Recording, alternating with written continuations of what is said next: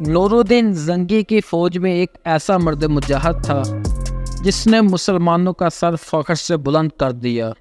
وہ ایک بہادر اور نڈر سپہ سالار تھا اور مصر کی فتح میں اس مرد مجاہد کا نمایاں کردار تھا۔ اس مرد مجاہد کو آج دنیا صلاح الدین ایوبی کے نام سے جانتی ہے۔ سلطان صلاح الدین ایوبی کا اصل نام یوسف تھا۔ یہ مرد مجاہد کردستان کے علاقے تکریت میں 1138 عیسوی میں پیدا ہوا۔ سلطان صلاح الدین ایوبی کو عربی اور کرد زبان میں مہارت حاصل تھی۔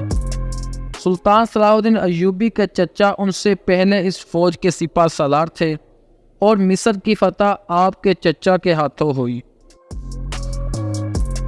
نور الدین زنگی کے انتقال کے بعد صلاح الدین ایوبی حکمرانی پر فائز ہوئے۔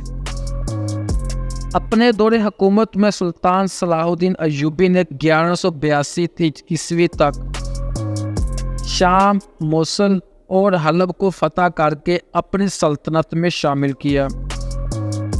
اسی دوران سلطان صلاح الدین ایوبی اور صلیبی سردار رینالڈ کے درمیان ایک معاہدہ ہوا جو کہ صرف کاغذی حد تک محدود رہا۔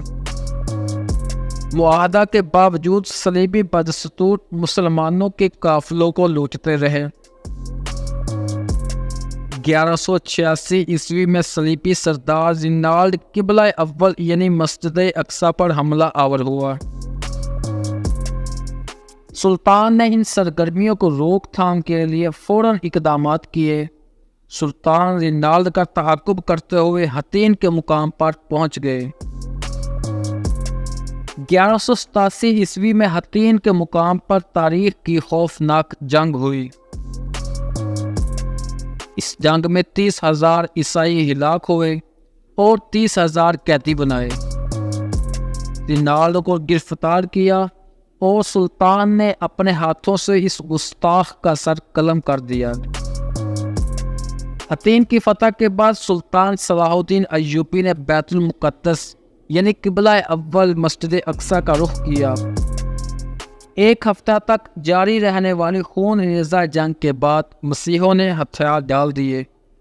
اس طرح پورے 88 سال بعد بیت المقدس مسلمانوں کی حکمرانی میں آیا اور پورے فلسطین سے صلیبی حکومت کا خاتمہ ہو گیا۔